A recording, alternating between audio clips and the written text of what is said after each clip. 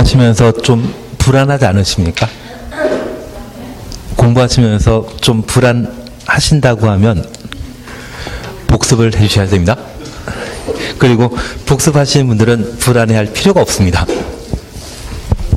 복습만 잘해주신다고 하면 학교 가는 것은 전혀 문제 없으십니다.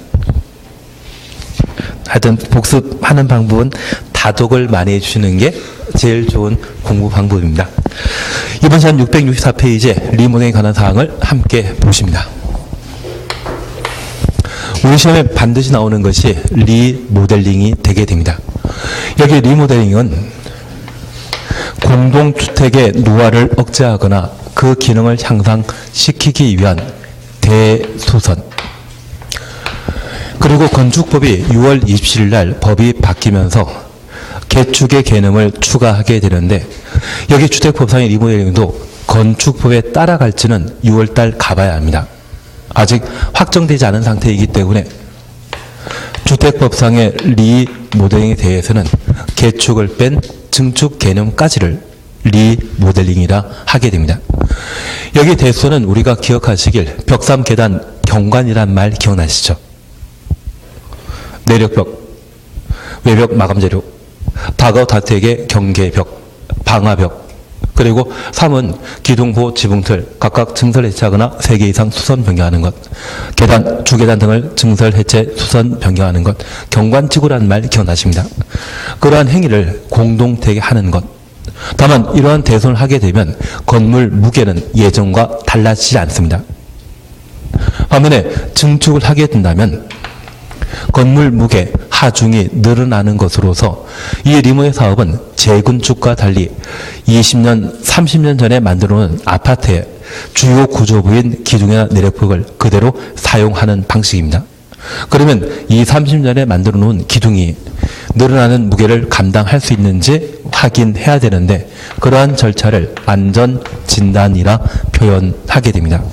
여기 안전진단은 도시 및 주거환경정비법이 정하고 있는 절차로서 입안권자인 시, 군, 구청장이 공동택의 내력 구조부 등에 대해 하자 여부를 조사하게 됩니다.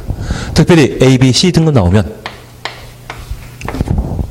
증축형 리모델링 사업 시행할 수 있고, D등급과 E등급이 나오게 된다면 그때는 재건축 사업을 시행하게 됩니다. 그래서 증축형 리모델링 사업 시행하기 위해서는 안전등급이 A, B, C 등급 나왔을 때 증축형 리모델링 사업을 시행하게 되는데, 누가 실시한다? 시군 구청장이 하는 겁니다. 이해되시겠습니까? 그리고 두 번째입니다. 대수선형 리모델링 사업의 경우는 큰 사회적 문제가 없습니다. 대신 증축형 리모델링 사업의 경우는 좀 문제 있거든요. 그래서 증축형 리모델링 사업과 관련되어서는 증축할 수 있는 한도를 제한하게 되는데, 우리가 알고 있는 공동택은 대지에 대한 지분과 전유 부분, 공용 부분으로 나뉩니다. 중론, 전유 부분이죠. 그래서 이 전유 부분을 증축하게 되었을 때 증축 한도를 제한하게 되는데, 주거 전용 면적의 30%까지 증축할 수 있고, 예외적으로 세대 주거적 면적이 85제곱미터 미만인 경우에는 40%까지, 우리가 주택법에서 국민대 규모와 관련되어서는 주거 전용 면적이 85제곱미터 이하였는데, 여기에서는 미만인 때만 얼마? 40%까지 증축할 수 있습니다. 공용 부분은 독자적인 재산 가치 있다 없다. 우리 민법 공부하시면서 주종관계 따지신 적 있죠? 주물은 전유 부분이고 공용 부분 등은 종물에 해당되는 것으로 독자적인 거래 대상이 아니었습니다. 그래서 이 공용 부분에 대해서는 무제한 증축할 수 있습니다. 증축 한도와 관련된 제한이 없다라는 것만 이해해 놓습니다. 그리고 증축형 리모델링 사업을 시행하게 되면 이 증축형 리모델링 사업은 두 가지 형태로 나뉘게 됩니다. 하나는 세대수 증가형 리모델링입니다. 또 하나는 소직 증축형입니다. 세대수 증가형 리모델링 사업을 시행하게 되면 기존의 세대수가 좀 더 늘어나게 되는데 주택단지의 규모는 같은 상태에서 세대수가 늘어나게 되면 해당 주택단지의 주거환경은 쾌적해지겠습니까? 과밀화 현상이 발생하겠습니까? 과밀화 현상이 발생하게 되는데 이러한 과밀화 현상을 염두한다면 세대수 증가형 리모델링 사업을 시행하게 되었을 때 늘어날 수 있는 세대수의 수를 제한할 필요 있지 않겠습니까?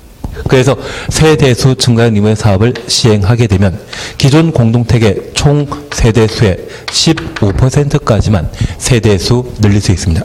하나 이해하실 것이 있습니다. 우리 교수 잠깐 살펴놓습니다. 664페이지 보시게 되면 리모델링이란 가, 대선, 그리고 나버립니다. 사용 금사 후 15년 경과된 15년 찾으셨죠? 15년 주셨습니다. 경과된 공동택을 15년에서 두 줄 밑에 내가시면 경과 공동택 찾았습니다. 각 세대 주거자 면적 30% 범위 내 증축하는 행위를 말하며 가로 속에 세대 주거자 면적이 85제곱미터 미만의 경우는 40% 이내, 그래서 85 미만부터 40%까지 가로 해놓는 겁니다. 증축하는 행위를 증축형 리모델링 사업이라 표현합니다. 그리고 답은입니다. 각 세대 증축 가능 면적 합산한 면적 범위에서 기존 세대수의 15% 이내 세대수 증가하는 증축행위, 그래서 기존 세대수의 15% 이내 추정했습니다. 세대수 증가형 리모델링 사업이라 하고 수직으로 증축하는 행위를 수직 증축형 리모델링 사업이라 하는데 최대 3계층 이하 증축할 수 있고 리모델링 대상 건축물의 구조도를 보유한 때 구조도 추정했습니다. 수직 증축형 리모델링 사업 시행할 수 있습니다. 박스 보시게 되면 15층 이하 할 때는 최대 3계층을, 14층 이하 할 때는 최대 2계층을 수직 증축할 수 있다. 확인되시겠습니까? 그리고 2번 기존 건축물의 신축 당시의 구조도를 보유하고 있을 것, 구조도 확인되시겠습니까? 그러면 잠깐 구분하실 것이 있습니다. 만약 세대 주거자 면적이 100제곱미터인 200세대 아파트 단지가 있다고, 그냥 계산을 편리하게 하기 위해서 100세대를 하겠습니다. 100세대인 아파트가 있다면 증축형 리모델링 사업을 시행하게 되면 최대 30% 증축할 수 있죠. 85 미만일 때는 40. 그러면 130제곱미터 100세대 만들 수 있는데 늘어나는 주거자 면적은 3000제곱미터이고 이 3000제곱미터를 100세대 아파트로 하게 된다고 하면 100제곱미터의 아파트 만든다면 30세대 늘릴 수 있습니다. 그래서 증축형 리모델링 사업을 세대수 증가형 리모델링 사업으로 시행하게 된다면 원래 15%가 아니라 30%까지 늘어나야 되는데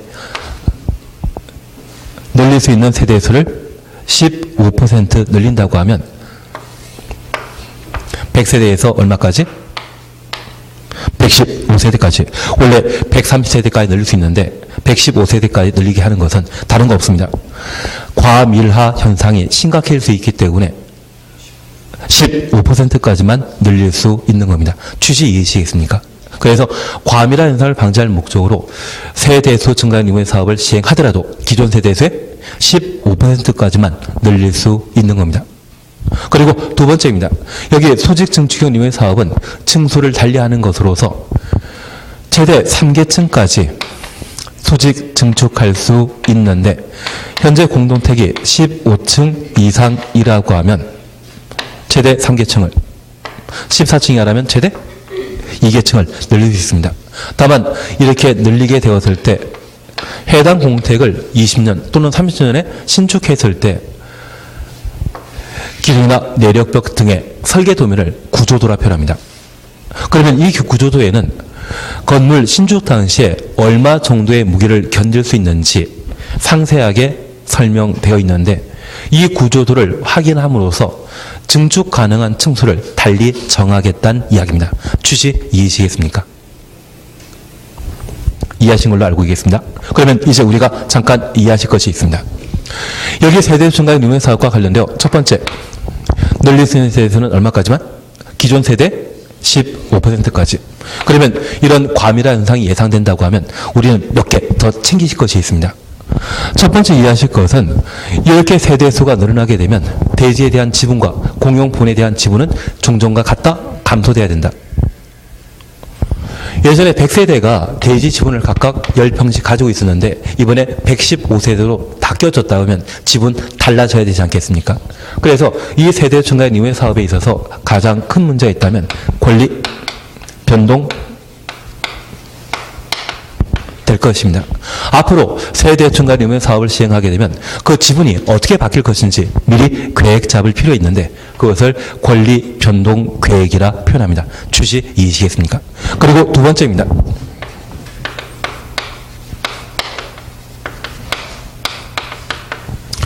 여기 세대 증가 이후의 사업을 시행하게 된다면 도시계획위원회 심의 거쳐야 됩니다. 우리가 계속 국계법 공부하시면서 도시계획이라는 것을 함께 살펴보셨습니다. 사실 우리 남양주시는 1990년대만 하더라도 남양주 군이었습니다. 진접에 지에서 자유 아파트를 대규모로 만들면서 시로 승격했지 그 전까지는 남양주 군이었거든요. 그러면 인구 5만일 때 필요한 각종 기반시설과 인구 10만일 때 기반시설, 20만일 때 기반시설 각각 달라지지 않겠습니까? 사실 우리 남양주에 경의선이라는 게 원래 다니지 않았습니까? 구리하고 다니는 게 경춘선, 경의선입니다. 그게 지하철로 바뀌었던 것은 그 경의선을 사용하고자 하는 사람, 경춘선인가요? 경춘선이라고 하는 게 전전에는 철도였는데 이걸 지하철로 바꾼 것은 그 지하철을 만들었을 때 이용할 수 있는 사람 수가 어느 정도 사업성이 채택되었기 때문에 이게 지하철로 바뀐 것이지 그전에는 그냥 철도였거든요. 그리고 지하철 4호선이나 또는 8호선을 연장한다고 하면 그것을 이용하게 되는 사람들이 충분했을 때 그게 연장되는 것이지 그렇지 않으면 연장시키지 않습니다. 그러면 인구 규모에 따라 필요한 시설이 무엇인지 그걸 계획하는 것을 도시계획이라 표현합니다. 그 도시계획 전문가 모여있는 것이 도시계획위원회인데 현재 공동택단지를 리모델링하게 되었을 때 세대 중간 이후의 사업 시행하면 해당 주택단지에 공급되었던 전기, 수도가 종전과 동일했을 때 종전과 같다 가면 세대수 늘어나면 전기, 수도 공급량 부족할 수 있죠. 부족한지 안 한지 충분한지 안 한지 그걸 따지는 절차를 필요로 합니다. 그래서 도시계획위원회 심의 절차를 꼭 거치도록 되어 있습니다.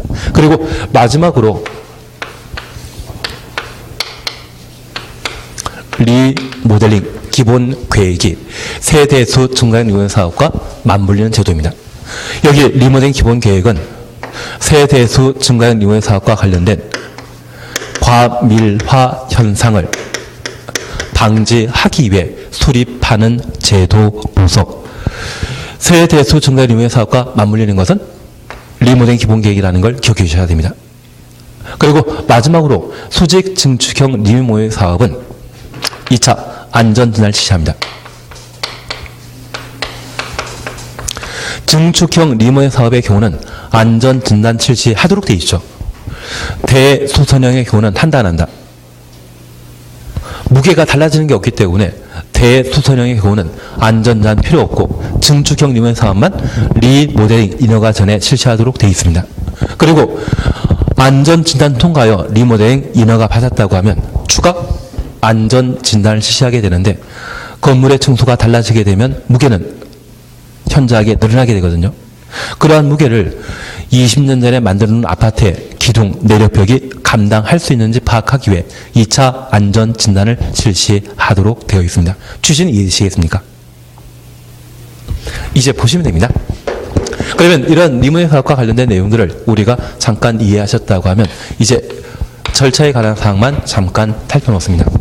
현재 리모델링 사업은 공동택의 입주자, 사용자, 관리주체가 리모델링 사업을 시행하고자 한다면 시군 구청장에게 인허가 받아야 되는데 이들은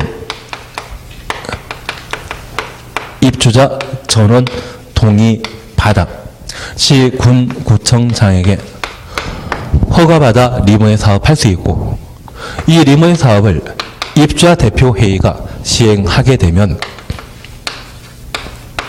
소유자 전원 동의 받도록 되어 있습니다. 그런데 대한민국에 100% 동의라는 것은 기대하기 힘들지 않겠습니까? 그래서 리모델링 사업을 원활하게 시행할 수 있도록 리모델링 주택 조합을 설립해서 리모델링 사업할 수 있는데, 이 경우에는 전체 입주자 75% 이상의 동의 받게 되면 리모델에 대한 인허가 받을 수 있습니다. 여기 리모델 주택조합이 리모델 사업을 시행하게 되면 단지 전체에 대한 리모델 사업과 한 개 동의 리모델 사업을 각각 시행할 수 있는데, 그때 인허가 조건은 얼마이다? 75%라는 것을 기억해 놓습니다. 우리가 조금 이따 보실 내용으로 단지 전체를 리모델링하게 되면 전체 구분 소유자 및 의결권 75% 이상의 동의와 동별 구분 소유자 및 의결권 50% 이상의 동의 필요하고, 한 개 동을 리모델링하게 되면 그 동의 구분 소유자 및 의결권 75% 이상의 동의받아 리모델링에 대한 인허가 받을 수 있습니다. 여기까지 보시면 됩니다. 표제 잠깐 보십니다. 664페이지에 리모델링과 관련된 기본사항 보셨습니다. 그리고 우리가 다시 하나 챙길 것은, 여기 리모델링 사업을 시행하게 되면 누구 돈으로 하겠습니까? 아파트 소유자 돈으로 하겠습니까? 사업체 돈으로 하겠습니까? 지금 리모델링 하는 건데요. 공동택에는 기본적으로 하자 담보 책임이 있습니다. 그 하자 담보 책임은 최대 10년인데 10년 내 발생한 하자에 대해서는 사업체에 고쳐달라 요구할 수 있습니다. 10년 경과되면 공동택 소유자가 비용 부담해서 고쳐야 되거든요. 저 10년 경과되었을 때는 대소선형 리모델링 사업 할 수 있고요. 하자 담보 기간이 만료되었기 때문에. 그리고 15년 경과되게 되면 대소선형 리모델링 사업은 당연히 할 수 있고, 추가적으로 증축형 리모델링 사업을 시행할 수 있습니다. 다만 이 증축형 리모델링 사업을 시행하고자 한다면 미리 뭐해라? 안전진단 실시하고 통과한 때만 할 수 있는 겁니다. 그래서 우리 가번 대수원 보셨고, 나번에 사용검사, 사용 승일부터 몇 년? 15년 경과된 공동주택의 경우에는 증축형 리모델링 사업 할 수 있다. 이해되시겠습니까? 그래서 증축형 리모델링 사업을 시행할 수 있는 시점은 사용검사 후 15년 경과된 때 할 수 있다는 것 확인해 놓습니다. 만약 공동택이 사용검사 후 12년 차였다고 하면 대소선형 리모델링 사업만 할 수 있고, 25년 지났다고 하면 대소선형과 증축형 리모델링 사업을 각각 시행할 수 있는 겁니다. 취지 이해하시겠습니까? 그리고 두 번째입니다. 이런 증축형 리모델링 사업 시행하게 되면 주종 관계에 따라 주거 전용 면적은 원칙적으로 30% 증축할 수 있는데, 세대 주거 전용 면적이 얼마? 85제곱미터 미만의 경우는 얼마까지? 40%까지 증축할 수 있다는 것 확인해 놓습니다. 그리고 다번에 세대수 증가 리모델링 사업은 기존 세대수의 15%를 늘릴 수 있고, 소직 증축형 리모델링 사업이라면 층수 달라지는 것을 말하죠. 층수가 달라지게 된다면 얼마? 최대 3계층. 그러면 우리가 잠깐 이해하실 것이 있습니다. 실질적인 리모델링 사업은 세대수 증가 리모델링 사업과 1대1 리모델링 사업이 있습니다. 세대수 늘리지 않고 오직 주거 전용 면적만 늘리는 방법이 있습니다. 1대1 리모델링 사업을 시행하게 되면 과밀화 현상 있다 없다? 세대수가 똑같기 때문에 과밀화 현상 발생하지 않습니다. 그리고 수직 증축형 리모델링 사업과 비교되는 것이 있다면 수평 증축형 리모델링 사업이 있습니다. 우리가 아파트 단지 만들게 되면 계단실 하나 나누면 나중에 옆에 양쪽에 세대 배치하지 않습니까?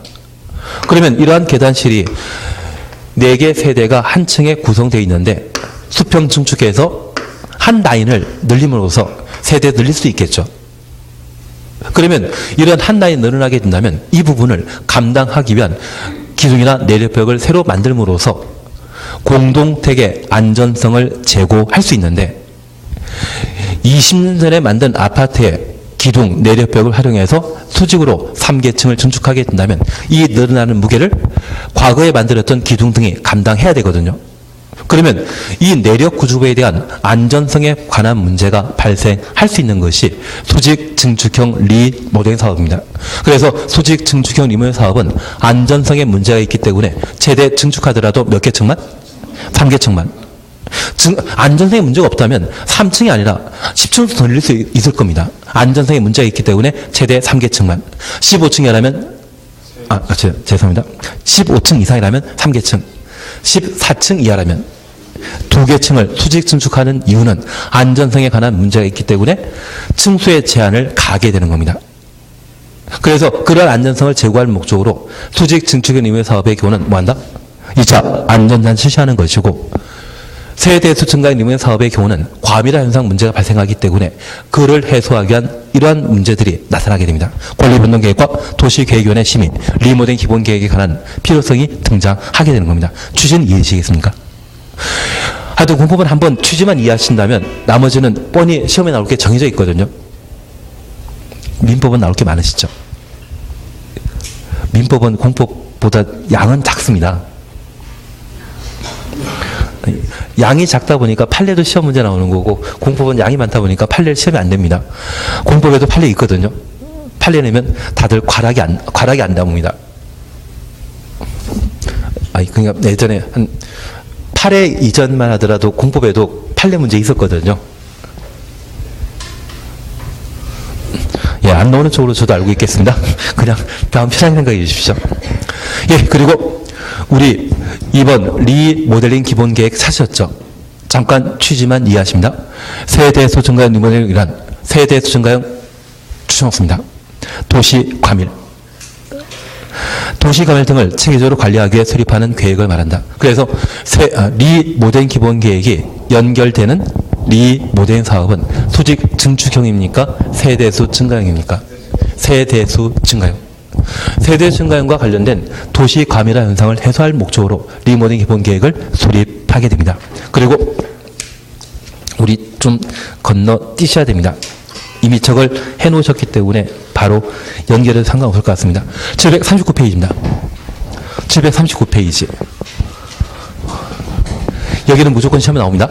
그리고 용어 정의 파트에서 시험 문제 나올 것이 있다면 도시형 생활태획과 세대 구분형 공택, 이 두 가지를 잡아주셔야 됩니다.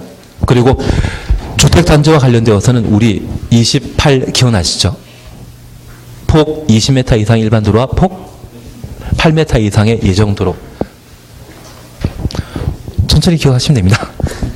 예, 그리고 739페이지 찾으셨죠?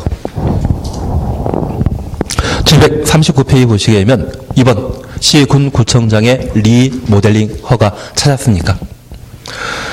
공동택 등의 입주자 등이 공동택을 리모델링 하려고 하는 경우에는 한줄 밑에 시군구청장의 허가 받아야 된다. 그래서 공동택에 소유자와 그 가족이 살고 있다면 입주자라 표현하고요. 공동택을 임차한자가 그 가족과 함께 사용하게 된다면 그때는 사용자라 표현합니다. 저 입주자 사용자를 통칭한 것을 입주자 등이라 표현합니다. 그러면 저 입주자는 공동택 소유자, 이를 대리하는 배우자 직계 존미속이 있거든요. 소유자와 대리하는 직계 존미속을 뭐라 한다? 입주자라 표현하고, 임차인에 대해서는 뭐라 표현한다? 사용자라 표현하게 됩니다. 그러면 새로 아파트에 이사하신 분이 공동택의 구조가 마음에 들지 않아 리모델 할 수 있지 않습니까? 그들은 시군구청장의 허가받아 리모델 하도록 되어 있습니다. 그리고 2번입니다. 동의 요건이 되어 있는데 예외입니다. 대통령령이 정하는 경우는 리모델링 택조합이나 리모델링 택조합 추정수입니다. 소유자 전원 동의받은 입주자 대표회의 추정수입니다. 그리고 한 줄 밑에 시군구청장이 허가받아 리모델링 할 수 있다. 그래서 리모델링 사업을 시행할 수 있는 자는 입주자 대표회의, 리모델링 택조합, 현재 공동체에 살고 있는 입주자, 사용자, 관리주체, 이 3자가 리모델링 사업 할 수 있는 겁니다. 할 수 있는 자. 한 자 넘기십니다. 그리고 잠깐 죄송한데, 이거 나중에 문제 풀 때 하시면 됩니다. 한 자 넘기십니다. 740페이지 찾으셨죠? 740페이지 찾았습니다. 동의 비율입니다. 가번입니다. 입주자, 사용자, 관리주체가 리모델링 사업을 시행하고자 한다면 한 줄 밑에 입주자 전체 동의 받아야 된다. 입주자 전체 동의 가로 해놓습니다. 그러면 입주자, 사용자, 관리주체가 공동택 단지를 리모델링 하고자 한다면 입주자 전원 동의 받아야 되는데 대한민국의 100% 동의 가능 불가능? 불가능합니다. 한마디로 하지 말라는 이야기입니다. 그리고 저 입주자 동의라고 하면 임차인은 포함한다? 배제한다? 임차인 배제하는 겁니다. 임차인 배제한 입주자 전원 동의 받은 때만 뭔가 할 수 있다는 걸 이해해 주십시오. 그래서 가끔 낡은 아파트에 이주하시게 된다고 하면 가끔 욕실을 좀 개조하려고 할 수 있지 않겠습니까? 그러고 싶으면 리모델링 사업에 해당되게 된다면 뭐라? 입주자 전원 동의 받아야 된다는 이야기입니다. 취지 이해하신 겁니다. 어려운 이야기인 줄 알고 있겠습니다. 따분입니다. 리모델링 대조합입니다. 주택단 전체를 리모델링하는 경우 전체 동원해 놓습니다. 주택단 전체 구분 소유자 및 의결권 80% 이상의 동의와 80이 아니라 이건 75% 박혀 있습니다. 75%로 바꿔놓습니다. 주택단 전체 구분 소유자 및 의결권 80%가 아니라 얼마? 75%로 바꿔놓으셔야 됩니다. 80이 아니라 15%입니다. 알겠습니다. 몰라가지고 제가 각 동별 구분 소유자 및 의결권 50% 이상의 동의 받아야 하며 그래서 단지 전체란 말 추천하시고 전체 구분 소유자 및 의결권 75% 그리고 동별 구분 소유자 및 의결권 50% 이상의 동의 받아야 됩니다. 그리고 한 줄 밑에 동을 리모델링하고자 하는 때 그 동의 구분 소유자 및 의결권 80이 아니라 75%로 그래서 리모델링 대조합이 공동택을 리모델링하고자 한다면 단지 전체를 리모델링할 때는 전체 구분 소유자 및 의결권 75, 동별 50. 그리고 각 동을 리모델링하게 된다면 그 동의 구분 소유자 및 의결권 75% 이상의 동의 받아야 됩니다. 그래서 올해 바뀐 것으로 생각해 주십시오. 올해 바뀌었기 때문에 올해 한번 낼 수밖에 없습니다. 낸다 생각하시고 보셔야 됩니다. 그리고 답은입니다. 입주자 대표 회의 찾으셨죠? 입주자 대표 회의는 공동택 소유자 전원 동의 받을 것, 소유자 전원 동의 추천했습니다. 그래서 입주자 대표 회의가 리모델링 사업하고자 한다면 소유자 전원 동의. 다만 이 소유자는 등기상의 권리자를 말합니다. 등기상의 권리자를 말하는 것이고요. 얘는 소유자와 배우자 직계존비속 그걸 입주자라 합니다. 그래서 입주자 사용자 관리처가 공동택 리모델링 하는 때는 입주자 전원 동의 받아야 되고 입주자 대표 회의가 리모델링 하는 때는 입주자가 아니라 소유자 전원 동의. 리모델링 대조합이 시행하게 된다면 얘는 올해 개정되었기 때문에 무조건 기억해 주셔야 됩니다. 75% 이상의 동의 필요하다. 이것만 먼저 기억하십시오. 그리고 단지 전체에 대한 리모델링 사업과 동별 리모델링 사업에 대해서는 천천히 해나가시면 됩니다. 그리고 옆에 페이지 7번 도시계획위원회 심의 찾으셨죠? 시군구청장이 세대수가 증가하는 리모델링, 세대수 증가 리모델링 가로해 놓습니다. 50세대 이상으로 세대수가 증가하는 경우 50세대 줄만 쳐놓습니다. 리모델링 허가하는 때는 기반설의 영향이나 도시군 관리계획 부합 여부 등에 대해 시군구 도시계획위원회 심의 거쳐야 된다. 확인되시겠습니까? 그러면 제가 이 말씀 하나만 잠깐 드리겠습니다. 여기 세대수 증가형 리모델링 사업의 경우에는 도시계획위원회 심의 절차 거쳐 리모델링에 대한 인허가 하도록 되어 있는데 만약 공동택 단지를 종전 48세가 되었다고 하면 10% 세대수 증가형 리모델링 사업하게 되었을 때 한 52세 되지 않겠습니까? 이러한 리모델링 사업이라고 하면 도시계획위원회 심의 거쳐야 됩니다. 만약 공동주택단지가 40세대였는데 얘를 46세대로 세대수 증가 리모델링 사업하게 되면 도시계획위원회 심의 필요 없습니다. 그리고 공동택단지가 200세대였는데 230세대로 바뀌게 된다면 도시계획위원회 심의 필요합니다. 지금 세대수 증가 리모델링 사업으로 50세대 이상의 공동택단지가 되었다면 얘 50세대 이상이거든요. 그런 상황이라면 미리 도시계획위원회 심의 거치도록 되어 있는데 하나 이해하실 것이 있습니다. 앞서 도시계획위원회 심의와 관련되어서는 기반설인 전기, 수도 등이 충분한지 그걸 검토하고 세대수 증가 유무의 사업을 시행하게 됩니다. 현재 공동택 단지가 100세대 거주하고 있는데 현재 공급 물량 전기, 수도의 사용량이 90세대 분이었거든요. 과거에도 전기, 수도가 좀 부족하게 공급되었는데 얘를 115세대로 늘리게 된다면 부족 현상이 더 심각해지지 않겠습니까? 만약 그런 상황이라면 아예 세대수 증가 유무의 사업에 인허가를 해주지 말아라. 그런 의미가 되게 됩니다. 그러면 만약 내가 살고 있는 아파트 단지를 리모델링 전에는 그냥 그래도 살만했는데 리모델링하고 전기, 수도가 제대로 공급되지 않는다면 이분들 데모하지 않겠습니까? 그런데 공동택 단지에는 세대수가 50세대 이상이었을 때 관리사무소를 반드시 만들도록 되어 있습니다. 그래서 아무리 작은 아파트 단지를 할지라도 관리사무장이나 직원 한두 명 계시거든요. 그러면 50세대 이상의 공동택 단지가 되었을 때 전기, 수도가 제대로 공급되지 않는다면 아마 시군구 앞에 1인 데모를 하고 계실 겁니다. 아파트 주민들은 회사 출근하셔야 되기 때문에 데모는 못 가시고 직원들 데모시킬 수 있거든요. 그래서 여러 가지 민원이 발생할 수 있는 여지가 있는 아파트 단지로 세대 중간 임무 사업하게 되면 아예 처음부터 충분히 기반설이 공급되는지를 도시계획위원회에서 검토하고 리모델링 인허가 해줘야 된다. 그런 취지에서 도시계획위원회 심의 절차를 필요로 합니다. 이해가 안 된다고 하면 그냥 세대 수중간 임무 사업에 있어서는 뭐가 쳐야 된다? 도시계획위원회 심의 거쳐야 된다. 그렇게만 기억이라도 해 주십시오. 근데 우리 아파트 단지 앞에 만약 폐기물 처리 시설이라도 하나 만들어지면 주민들이 데모하러 가십니까? 아파트 관리사무소 직원들 시키십니까? 내가 직접 간다? 시킨다. 시키는 게 마음 편하지 않으십니까? 예, 그래서 그런 아파트 단지에 관리사무소가 만들어지는 최소 세대수가 50이기 때문에 그러한 민원이 발생할 수 있는 여지 있다 해서 50세대 이상으로 리모델링 사업을 통한 세대 증가 리모델링 사업이 이루어지는 곳이라면 도시계획위원회 심의 절차 거치게 되는 겁니다. 한 장 넘기십니다. 그리고 10번 리모델링 기본계획 부합 찾으셨죠? 리모델링 기본계획 수립 대상 지역에서 세대수 증가 리모델링 가로 해놓습니다.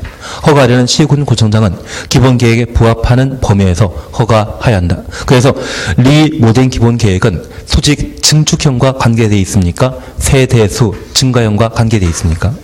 세대 증가형과 관계되어 있다는 것 잡아주셔야 됩니다. 그리고 11번입니다. 권리변동계획 사셨죠? 세대수가 증가하는 리모델링 가로 해놓습니다.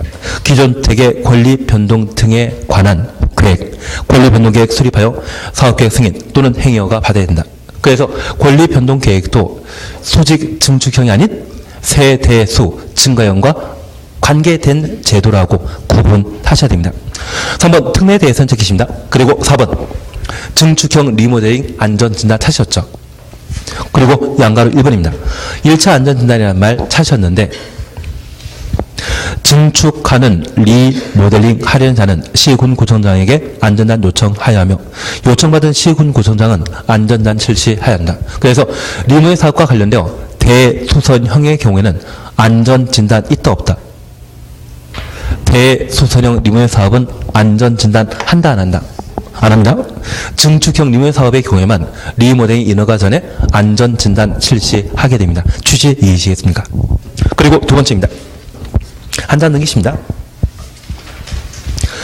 양가로 4번 보게 되면 2차 안전진단 찾으셨죠? 시군구청장은 투직 증축형 리모델링 허가한 후 투직 증축형 리모델링 허가한 후 가로 해놓습니다. 그리고 허가한 후 허가 전에 실시하는 것이 아니라 허가한 이후입니다. 해당 건축물의 구조 안전성 등에 대한 상세 확인을 위한 안전단 실시해야 한다. 그래서 2차 안전진단을 필요하는 것은 수직 증축형 리모델링 사업에만 2차 안전진단을 필요로 한다는 것 확인해 놓습니다. 취지 이해하시겠습니까? 그래서 세대수 증가형이건 수직 증축형이건 모두 증축형 리모델링 사업의 경우는 안전진단 당연히 이루어져야 되고요. 세대 증가형 리모델링 사업의 경우는 1차 안전진단은 충분한데 토지 증축형 리모델링 사업의 경우는 허가받은 이후 2차 안전진단을 필요합니다. 2차 안전진단은 언제? 리모델링 허가 이후에 추가로 실시하는 것을 말합니다. 그래서 744페이지에 2차 안전단 실시와 관련되어 토지 증축형 리모델링 허가한 이후에 2차 안전단 실시한다는 것 확인해 놓습니다. 그리고 옆에 페이지입니다. 6번 찾으셨죠? 비용 부담 찾았습니까? 시군구청장은 안전단 실시하는 경우 비용 전부 또는 일부를 리모델링 하려는 자에게 부담하게 할 수 있다. 비용 부담과 관련되어서는 강행 규정이다, 임의사항이다. 임의사항입니다. 우리 공법상 비용 부담이 강행 규정으로 정해져 있는 건 딱 한 군데 있습니다. 안전영향평가.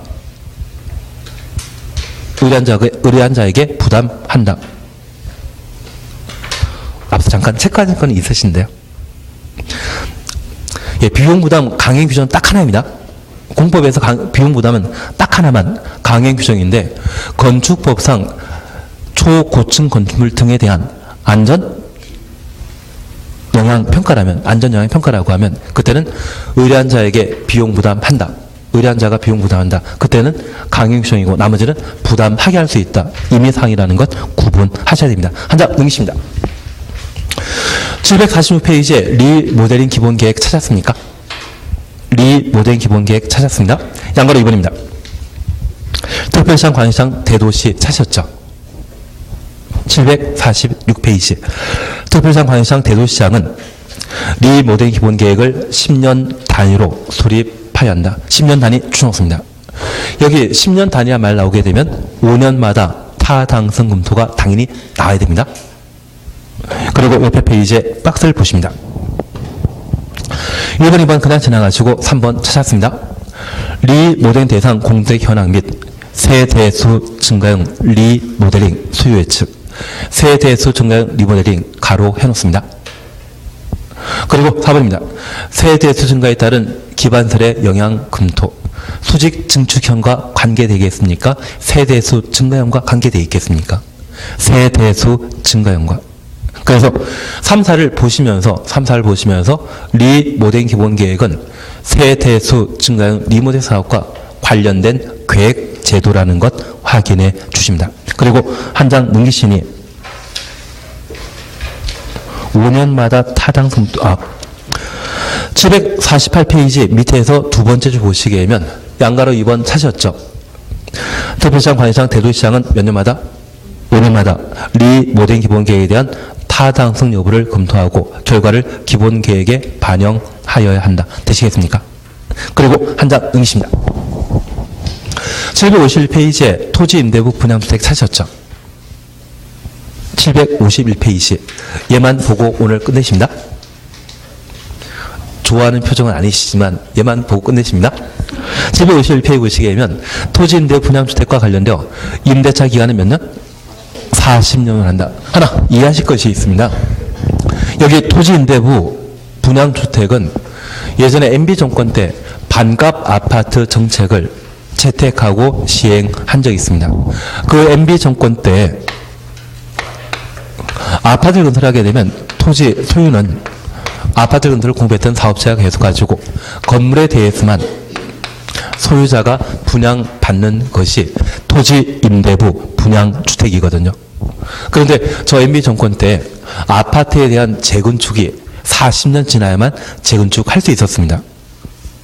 그리고 2015년도에 채무라고 하는 기획재정부 장관께서 아파트에 대한 재건축 연한을 30년으로 조정했거든요. 그게 2015년도입니다. 그 당시에 저 썰전에 강 변호사라고 한번 나오신 적이 있거든요. 요즘 안 나오시지만 그분께서 썰전에서 이런 말 말씀하신 적이 있습니다. 이렇게 부동산 정책이 바뀐 것은 아파트 가격이 상승할 상황이기 때문에 자기는 있는 돈 없는 다 투자하겠다고 공공연히 떠들 적이 있었습니다. 그리고 다들 하는 이야기가 웃기지 마라. 지금 아파트 가격이 바닥인데 무슨 소리는 했던 적이 있거든요. 그리고 16, 17, 18년 초까지 열심히 가격 오르던데요. 이런 부동산 정책 변경은 아마 향후 계속 이루어지게 될 겁니다. 그래서 이런 정책 변경이 있다고 하면 미리 준비되어 있으시면 그에 대한 충분한 예측 가능하시고 뭔가 하실 수 있거든요. 괜찮을 것 같은. 예, 우리는 많이 경험해 놓으셔야만 좋은 나중에 결실을 얻을 수 있습니다. 그래서 아마 한 3년 정도면 제가 알고 있는 분도 한 2천만 원 가지고 갭 투자 시작하셨는데, 그리고 지금 작년 11월 달인가 12월 달 잠깐 했는데 3년 사이에 한 8억 정도 벌으셨다 하더라고요. 그런데 적게 벌었다고 하시던데요. 왜냐하면 처음에 종잣돈이 2천밖에 안 돼가지고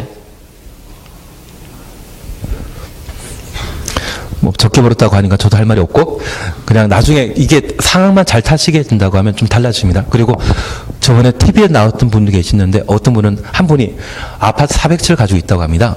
다 전세만 돌린다고 하시는데, 임대사업자 등록해놨기 때문에 처분이나 그런 부분에 대해서 좀 감면 받을 수 있는 효과도 있다고 합니다.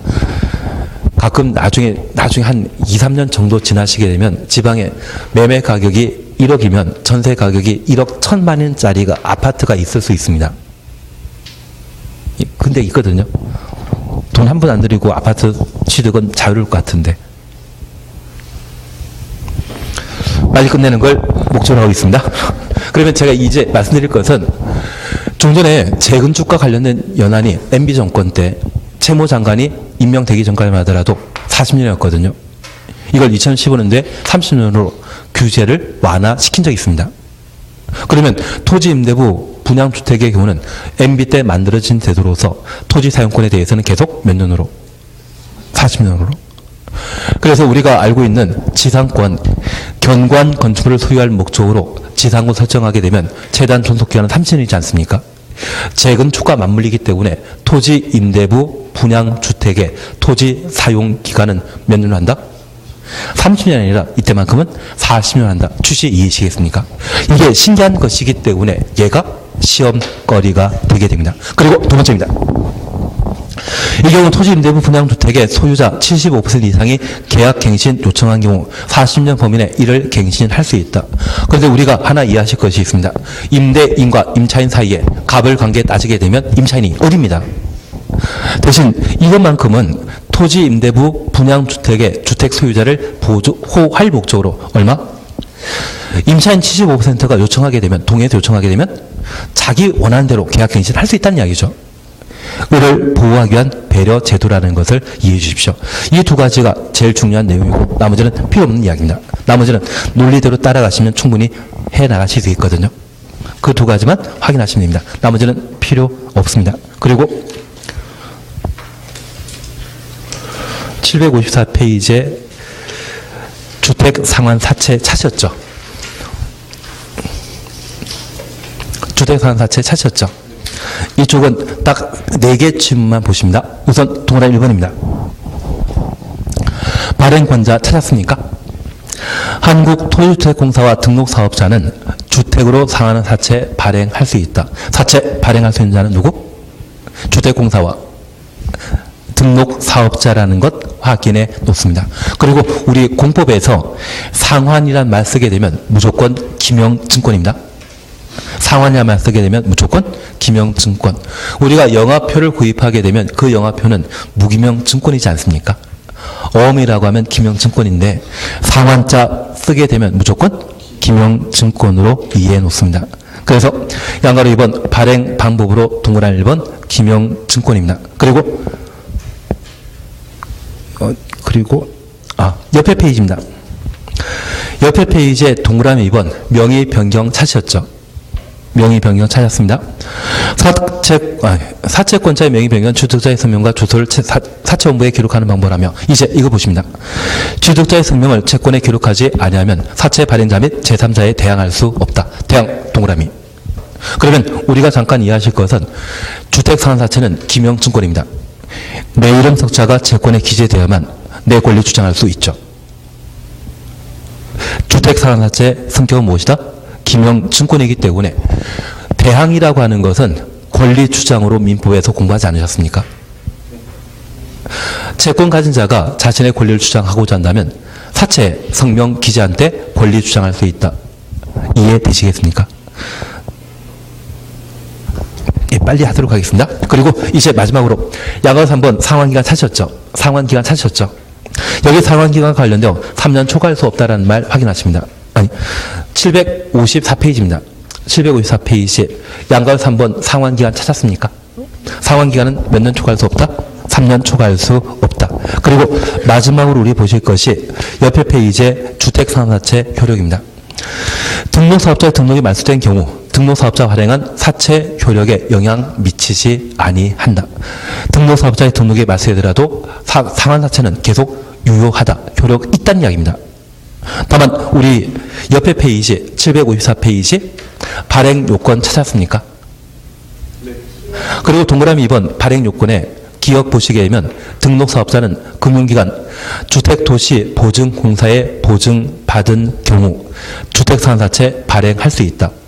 그러면 등록사업자가 지급보증 받고 발행했다고 하면 등록사업자의 등록이 말소된다 할지라도 보증기관이 보장하게 되면 사채는 계속 유효한 것이죠. 그래서 만약 시험에 등록사업자가 등록 말소되면 주택상환사채는 효력 상실한다, 실효된다. 그런 취지 지문이면 무조건 거부를 해야 됩니다. 그래서 딱 4개 지문입니다. 여기 주택상환사채와 관련되어 첫 번째 기억하실 것은 사채 발행할 수 있는 자는 주택공사와 등록사업자입니다. 여기 등록사업자의 경우는 언제든지 부도 파산할 수 있기 때문에 금융기관으로부터 뭐 받을 것? 지급보증 받을 때만 사채 발행할 수 있는 겁니다. 그리고 발행 방식은 무엇으로? 기명증권입니다. 그러면 이 기명증권이라고 하는 것은 우리 10만원짜리 수표 사용하고자 한다면 내 이름 석자 적으셔야 되죠. 그러면 이 기명증권이라면 주택상환 사채에 내 이름 석자 적혀 있어야 되지 않겠습니까? 성명 적혀 있어야만 권리 주장할 수 있다는 것 기억해 주십니다. 그리고 이렇게 발행했다고 하면 상환에 관한 문제 발생하는데 이 주택상환사채는 현금 상환한다, 현물 상환한다. 주택상환사채면 주택을 상환하는 제도이거든요. 현물 상환하게 되는데 그 상환기간은 발행한 날부터 몇 년? 3년 초과할 수 없다는 것 기억해 주셔야 됩니다.